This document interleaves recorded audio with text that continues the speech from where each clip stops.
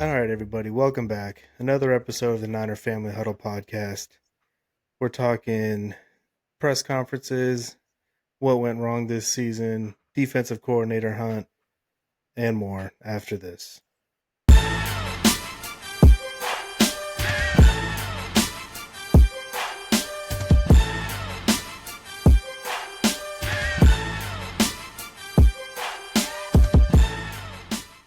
Steven, when are you going to bring that big gold jacket on the show in that last picture? I did it. Recently, yeah, right? just a couple weeks back. I think Oh, the Cardinal game. Oh, wow. All right, my bad. Yeah, now that you said you officially I think I'm don't have any more Niner gear to wear, you got to like recycle it and start the cycle at over. least all my shirts. Yeah, I got my Niner socks, my Niner shorts, other things that I could put on, but you won't see them on camera. Lucky Niner boxers. I don't know if I have any Niner boxers anymore. I used to, but anyway. I don't even own boxers anymore. I don't think Wow. anyone. We don't have to talk about men's underwear though. We can move on. The Niners or Kyle and John had a season-ending press conference about a week ago. Said some interesting things. I wrote a few down. I thought I might ask you guys about. First one I'll ask you about was they talked about Brock Purdy and they gave him a ringing endorsement. Kyle said he wants Brock to be his quarterback as long as he's there. They said he's their guy. They want to get a deal done. Yada yada yada. Do you think is it? Do you think it's? I don't even really know what my question is. Do you think it's lip service? Do you think they're like when they say we want to get a deal done, they're gonna get a deal done? Do you think it's going to be a drawn out negotiation? Do you think they're as high on Brock as they're saying? Because they were glowing in their praise for Brock, and there was no like, well, we'll see how things go. We had a down year. There was no like, oh, they're clearly negotiating through the press. They were just like, yeah, Brock's our guy, and we're going to get this done. You go first, Steven. So I think, yes, I think they mean it. I think they do believe it. But I also think, what else would they say? Like there's no reason to um, give your young franchise quarterback any doubts, or make him start questioning anything. But I do think that they sincerely believe that right now. We'll see where things stand in another year or two. But I believe right now they think that, and I think they should think that based on what he's done. We've talked about him a lot.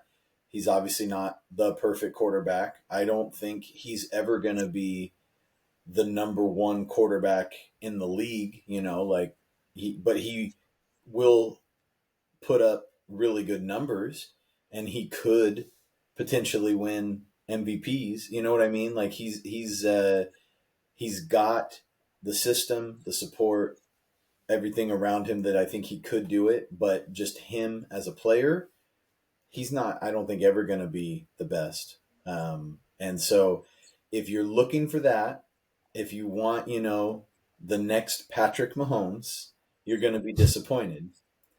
But if you want a franchise quarterback that can win you Super Bowls, and I think I've said it multiple times on here when we've talked about it, that I believe he can do that for you.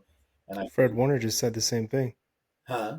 He was on. Fred Warner was on Sunday NFL I Countdown, saw that, yeah. and they asked him about Brock, and he said he's going to get multiple rings by the end of his career. So I think Kyle and John see that, believe that to be true, and know how tough it is to find a guy that can get it done. And I think that goes a long way because, I mean, look what's just happened this weekend in the playoffs. Some highly touted quarterbacks that like have all the talent in the world coming up short again. So I think that goes a long way with players and coaches when you do get it done and show that you can win in the playoffs. So yeah, I don't think it's lip service. I think it's genuine. I think they get the deal done. I don't know about how quickly or how drawn out it will be. I think they've been talking to Brock's agent or agents for a while to lay the groundwork. So I wouldn't be surprised if it wasn't super drawn out. And I do think it gets done without a ton of drama in the media, like we've seen from some of our other big ticket guys. As far as if they mean it, I think I would agree with Steven that they do mean it. They also have to say that, in my opinion. So it's tough to say. Maybe Kyle. I mean, I'm sure Kyle wishes Brock played a little bit better in certain moments, but he can't really say that to the media, I don't think. So I think they mean it. And I think Brock does a lot behind closed doors that maybe we don't see, that makes people really believe in him. Whether that's like his performance at practice, the way he shows up and works super duper hard, his demeanor, whatever it is. It seems like both his teammates, coaching staff, everyone just like seems to love him and just respects him and just says such good stuff about him. So I do think that their belief in Brock is legit. I do think the deal gets done. And I do think that we have a better season from Brock Purdy next year that we did this year. Yeah, I would agree. They sounded very genuine and honest. They seem like they're all in on Brock, which I like because I like Brock. And if you're looking for the next Josh Allen or Patrick Mahomes or one of those guys, there's no reason why you can't pay Brock and keep looking for that guy. Maybe you'll find him in the next couple of years. If you're on the clock at some point in the next 3 to 4 or 5 drafts and that guy's there, take him. Like, there's no reason to stop searching for that guy just because you've got Brock. So pay Brock, keep him around, and I agree with Jason. He's going to play better next year. Speaking of comments, like whether or not they meant these comments or not, one of the last questions I got was about Debo and whether or not he's going to be back next year. And John kind of said flatly, like, yeah, we expect him back. And then someone kind of followed up with something, and he was like, we don't just let good football players walk out of the building. He's a good football player. He's done a lot for this organization, which, I want to be like, John, that's past tense. It's not about what you did for the organization. What can you do going forward? And I don't know that Debo can do a whole lot going forward. But I was telling Steven this the other day. I think they were just trying to make teams think that they want to keep Debo so that if they're going to trade him, they have at least a little bit of leverage, even though it's probably not much. Because if they came out and said, yeah, we're going to move Debo this offseason, that's not going to do them any favors. So when they say they want to keep Debo around next year, do you guys buy that comment, or do you think that's just strategy? I like this. It's like buy or sell. Yeah. Can I rent it out? Do I have to buy? I'm going to say no. They don't mean it. They're trying to pump up his trade value, and they are going to move on from him. How many years does he have left on his deal? He just has one more year, right? One. Yeah. I'm going to say they're going to trade him for like a 5th round pick. That's going to be my prediction. But Steven, I'll let you rebuttal. It's hard to say. I would not be surprised if they truly believe that in Debo as well. Like, just like the Brock thing, that they still believe he's got good football in front of him. And part of the reason I say that is because it took me a really long time, like weeks and weeks of mediocre or worse play of Debo before I was finally like, okay, maybe he has lost it. Like, I kept making excuses, and you're right. It's about what are you gonna do, not what you've done.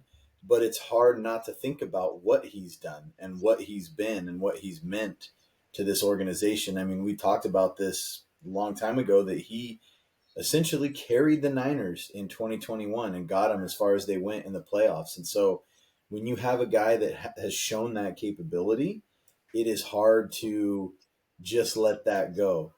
Um, I I think everybody knows he doesn't have any trade value. I mean, the best case scenario would be somebody who needs. I mean, I was going to say a receiver, but it's almost like just a playmaker. Somebody who needs a playmaker that, maybe at the trade deadline next year, that's just looking for a rental to get him over the hump, and that would require the Niners being in a seller mode, which I sure hope they're not. I hope they're in a buyer mode, next year Mm-hmm. at the trade deadline. And so I feel like Debo can just be that guy for them. Now, I think they can say all these things and mean it, and also reduce his role and not think that, like, he's not going to be the featured part of the offense. I think they featured him too much this year. I think we talked about that a lot too. But I saw something interesting. I feel like I don't know if it was somebody's article or just a tweet, or maybe I could even heard on the radio. It's hard to keep track of what's what, right? But they were talking about how in training camp, Debo really stood out this year, and how he was like all in. We got skinny Debo in training camp. Right, like he was Yeah. he was all in, and he was looking fast and looking great. And somebody made whoever made this point was saying that he might have done too much in training camp, and he might have like hurt himself, tired himself out. Like, I mean, who knows? There's always undisclosed injuries in the NFL, so who knows what he Sure. might have been dealing with. I don't know. But I just thought that was an interesting take, because I don't remember hearing about that in the off season or even in training camp, right? That it seemed like all the attention was on Trent Williams, Brandon Ayuk, when are they going to get signed? And I don't remember there being anything about, oh my God, Debo looks amazing. He's just killing it. And if in fact that is true and he was doing that, it makes me think even more that something that we don't know was off, and something that Kyle and John might know was a problem that they think he can get past.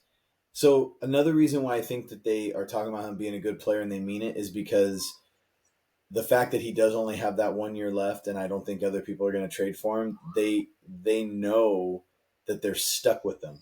So you might as well start making it sound as good as it can and try to talk yourself into it.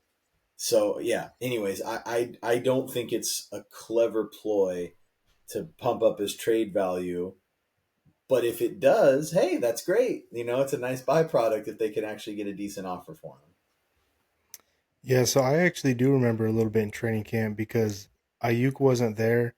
Ricky Pearsall, even before he'd gotten shot, he was dealing with shoulder injuries, and there was a lot of positive press coming out about Debo. He was there, he was working every day, he was practicing, he was in shape.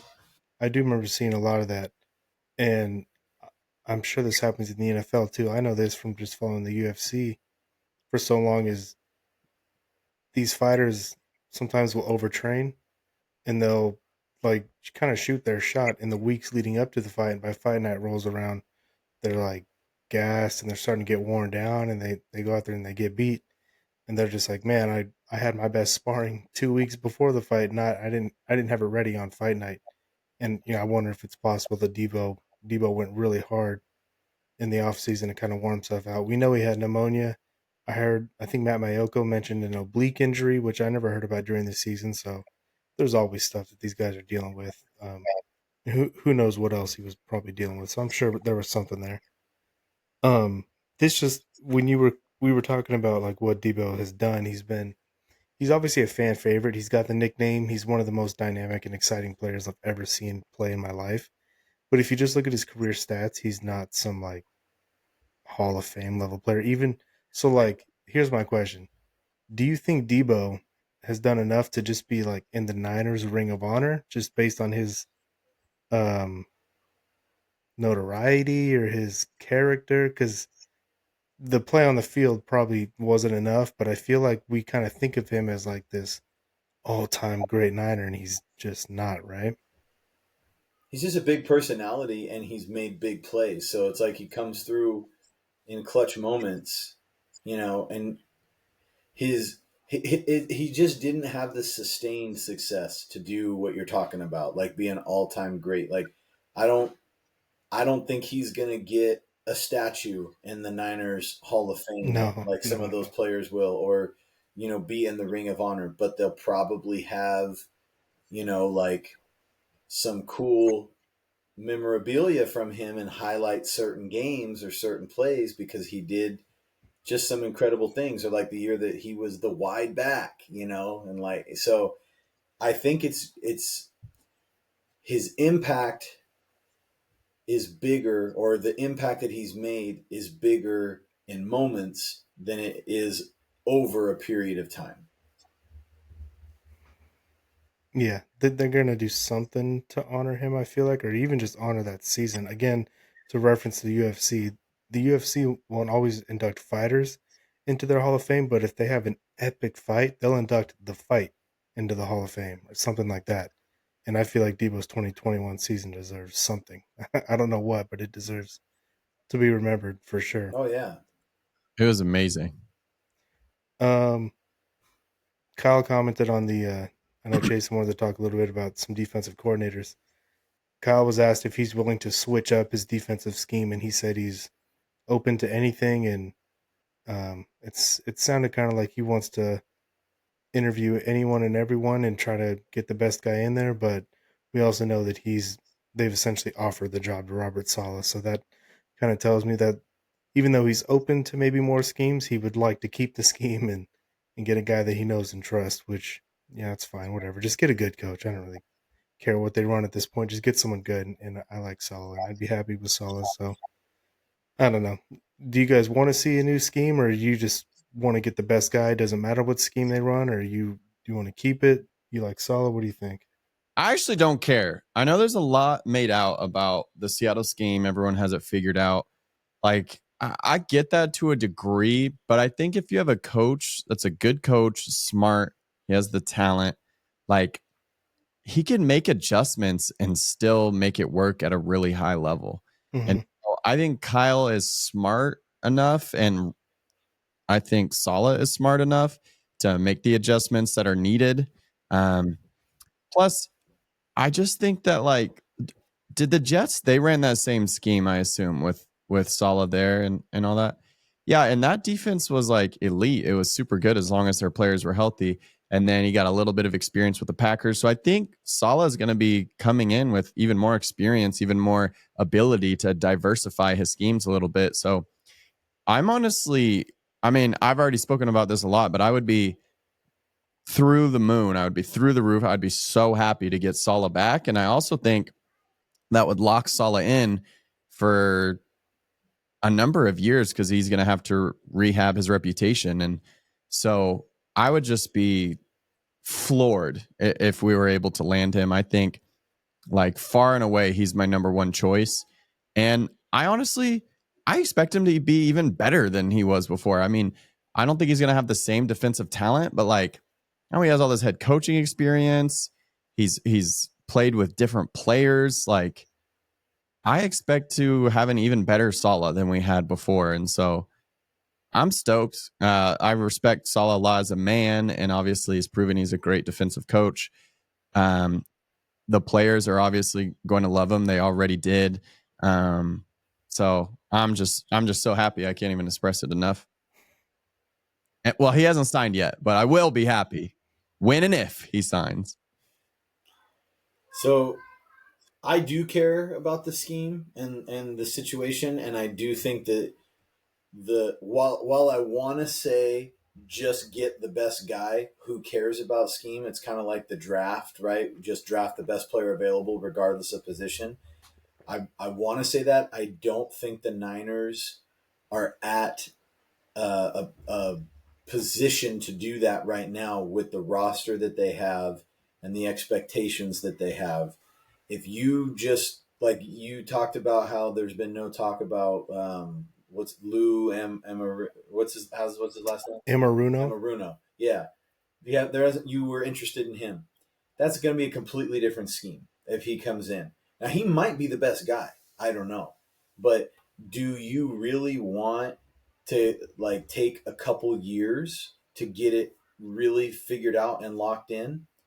Fred Warner's in his prime right now. Nick Bosa's in his prime right now.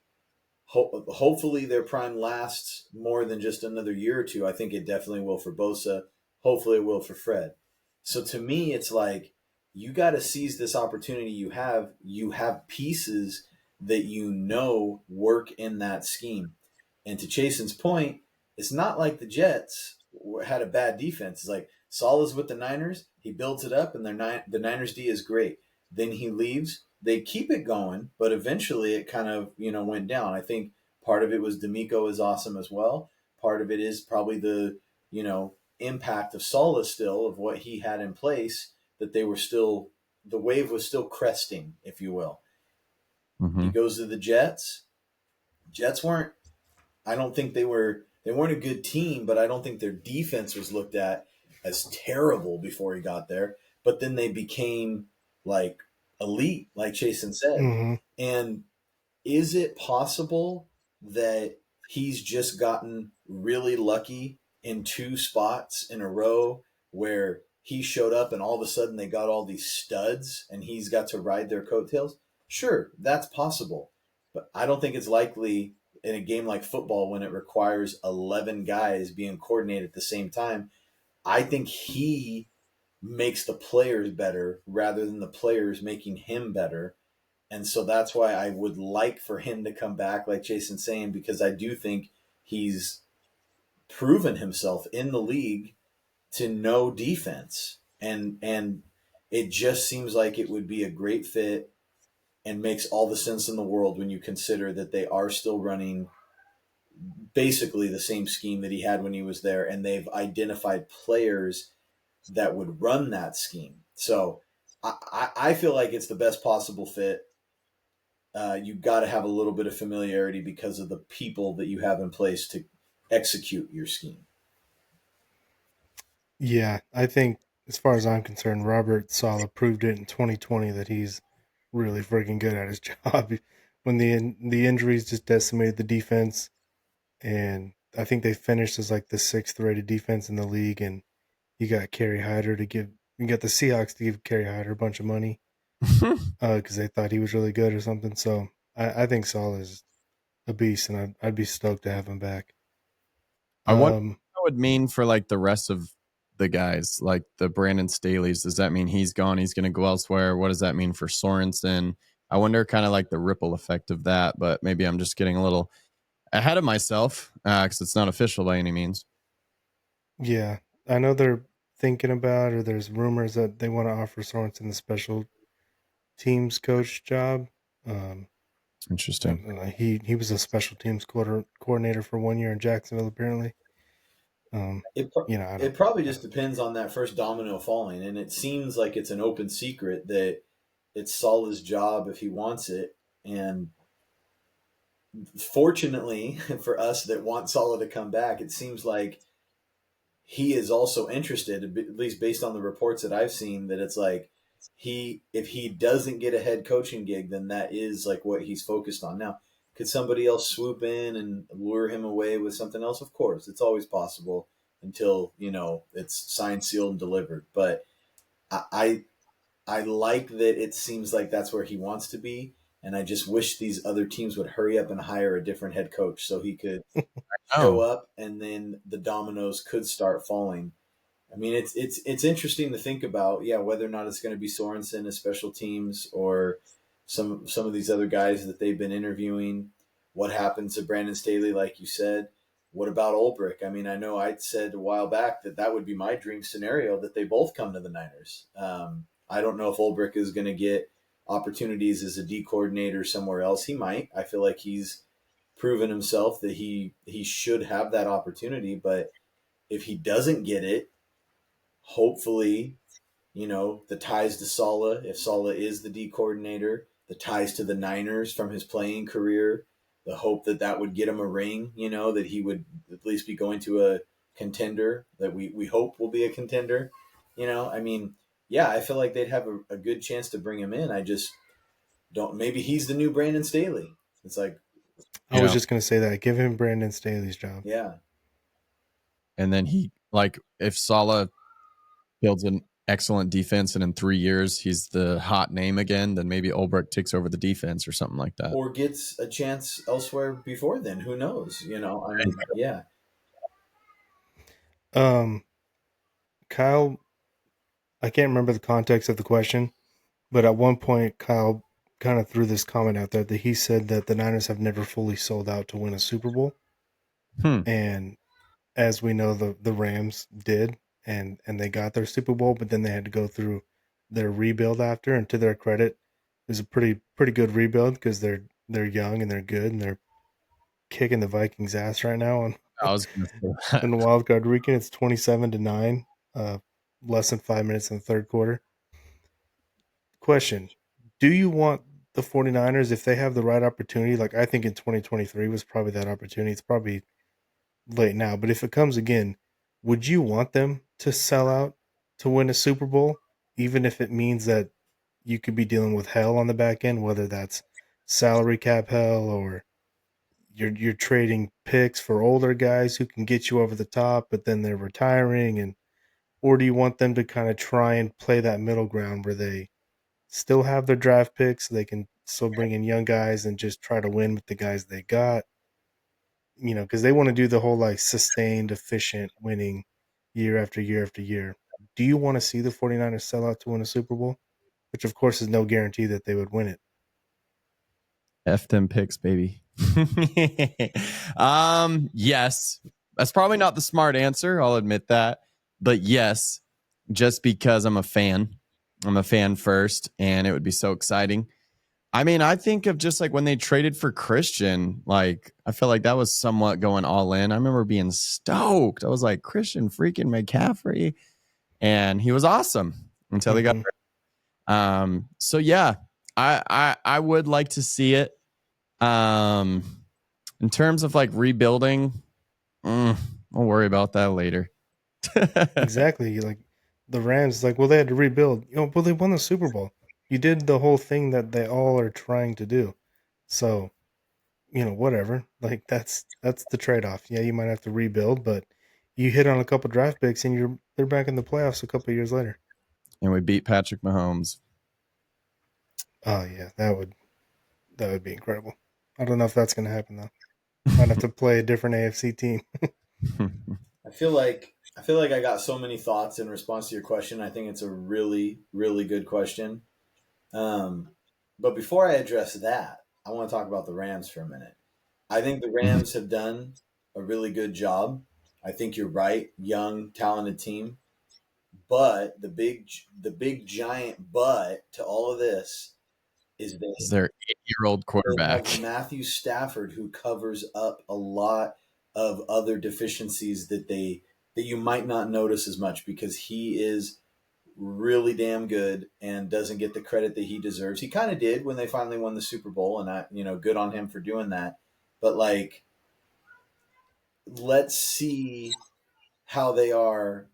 I mean, what did Jimmy start the last game of the season and they won against the Seahawks or whatever? But if they had a replacement I think they level, lost that game. oh, did they? Okay, I don't remember. If they had a replacement level quarterback, or just running out a just a decent quarterback, how would this team look? Probably still pretty good, because I think McVay is a good coach. Like, I think they would still be, you know, uh, winning as many as they're losing, maybe a little bit more. Like, I think McVay's good. I think they have good players, but I just think that Matthew Stafford makes up for a lot, and having him out there helps them a lot. So, Like, what would it look like if the Rams win the Super Bowl and then Stafford says, "I'm retiring on top"? they'd still be This rebuild would look a lot different, right? they'd still be Yeah. struggling right now. Exactly. Yep. Big time.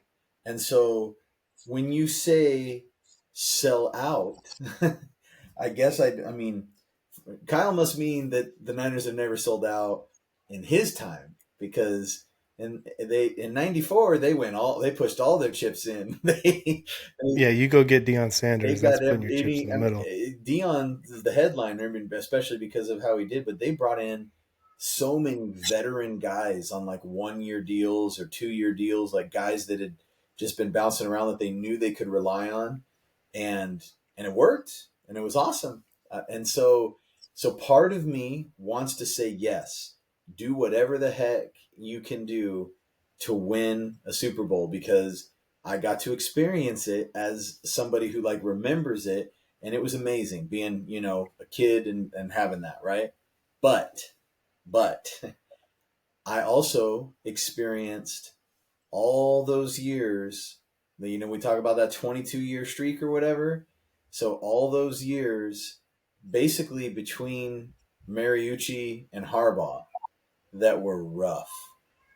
And yeah, I was right in my prime. I still loved the Niners, right? Like, I still thought they were great, but I would much rather have what we have had since Kyle got there than what we had to deal with for all those years. And I know it doesn't have to be one or the other, but I feel like if you are consistently good, consistently making the playoffs and a threat, you're going to have that shot.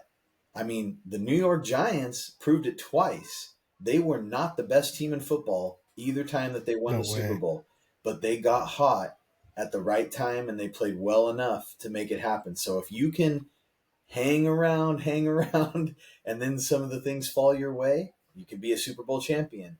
And unfortunately for the Niners, the things have fallen against them when they've been there, and they've had to deal with a magic man that they're trying to beat. So that's part of the unlucky part, I suppose.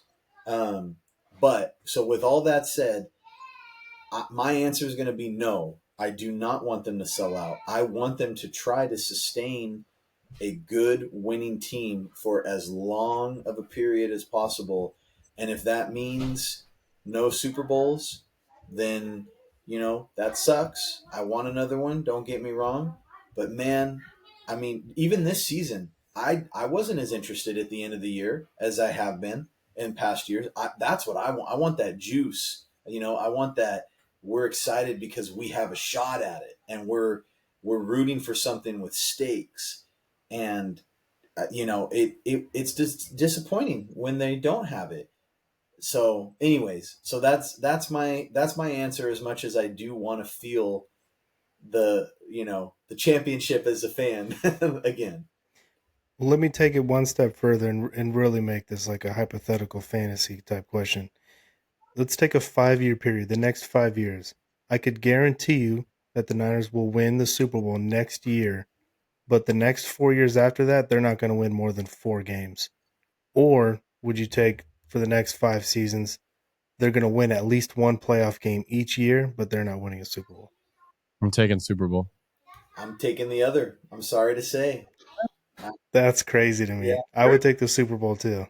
You got spoiled during your childhood. Just watch. That's true. So keep in mind, my perspective is different because I can remember watching at least two Super Bowls, like have memories of watching two Niner Super Bowl victories. So I have got to experience it. So totally respect that the answer there is different. But man, you Super Bowl would be amazing. But then I got to deal with 4 years of 4-win football. Like that sounds. Maybe it's because I'm older than you guys. Like I don't want to waste 4 years of fandom watching that crap. Like I know. so. Anyways, yeah, it's probably different because I did get to see some, but that's my honest answer. I'd rather have them consistently in the playoffs. You got to see him win when it like meant a lot to you too. Yes. We're all adults now. If they win, we'll still be really happy, but we're not going to be like teenager happy. Yeah. I mean, why do No, not you that think little boyish joy. why do you think I'm so like connected to them? Like I can never ever change my team, and I tell people like I love sports. I love all kinds of sports, and I follow multiple teams. I would trade one 49er Super Bowl, one more 49er Super Bowl for any other teams that I root for to ever win a championship, and that's messed up to all those other teams. And I do love them, and I want them to do well, but Niners are like way up here when it comes to my sports teams compared to everything else. All right, I have a hypothetical for you, Steven. 3 Kings, Sacramento Kings, titles, and 3 San Francisco Giants World Series wins. Trade them. So 6 total championships. Trade them for 1 Niner Super Bowl. I'll trade it right now. I don't even have to think twice because the Niners mean that much more to me than those teams. And the Kings have really come to mean more to me, like, being up in the Sacramento area and everything. Like I really want the Kings to get a championship. Don't get me wrong, but the Niners mean more to me. And I think it's because of exactly what you said. In formative years, they were consistently great. It was just so fun. And then getting to be a fan and see that, like it was awesome. Those Niner years, 80s, 90s, they hooked decades worth of fans during those years. It's why they are the brand they are today. To get the Kings to an NBA Finals, you'd have to make some type of deal with the devil, Yeah, and for them to win it, you'd probably have to make a couple deals with the devil. yeah, that'd be some blood magic. True King fans, we've just given up. Like we don't even. Just winning a playoff series would be cool. That's pretty much our winning the NBA championship. And if you could like knock the Lakers out, that'd be sweet. Well, Oh, yeah. hopefully Doug Christie's working on that deal with the devil right now because he's got some They're playing momentum. when they took the Warriors to Game 7 in the first playoff series, and they That was didn't even fun. win. Yeah, I felt like we won the NBA title. I was like, this is the best. All right. Well, before we lose our 5 listeners talking about the Kings, we'll get back to the Niners here. Yep. The last comment that I thought was interesting was John Lynch was asked about the draft picks, and he said we have 10 draft picks, and then he corrected himself. He said, "Well, we have 9, but we're planning on getting a comp pick." So we obviously know what that means. That means there's a free agent that they're expecting to sign a pretty good deal somewhere, and they're going to get a comp pick for him. Was that a hint to Dre Greenlaw, Talanoa Hufanga, Mooney? You think it's Mooney? That's what I was going to ask. Who do you think they're hinting at that they think could get a contract elsewhere that would be worth a comp pick? I don't totally understand the comp pick formula, but I believe it has something to do with playing time, like what you're losing from your team. And I think it matters on the contract that they get. and so Like if it's a big contract, right, it could be a higher pick, I think. So I don't think that Greenlaw had enough time on the field, and I don't think Hufanga is going to get a big enough contract, nor did he have. I mean, he and Mooney probably missed a similar amount of time. I bet you Huff missed a little more time. I don't know, but I think it's Mooney. I think that he's the guy that they pretty much know won't be back. I mean, Mooney pretty much said so himself with the stuff about the trauma, right? So, and it's like now, as much as I really enjoyed having him on the Niners and would want him back, I almost don't want him to come back because of that. Like, I know. I don't want that for him. Like, dude, go heal. Right. You're a good dude and I like you. And if being here makes you like be in a bad mental place, I don't want that for you. Even though I want your talents on the field, you're a good enough guy that I want you to be well, like just go to the AFC. Don't make us play you. Hopefully he will go to like the Ravens or something and they'll, be able to destroy the Chiefs. I don't know.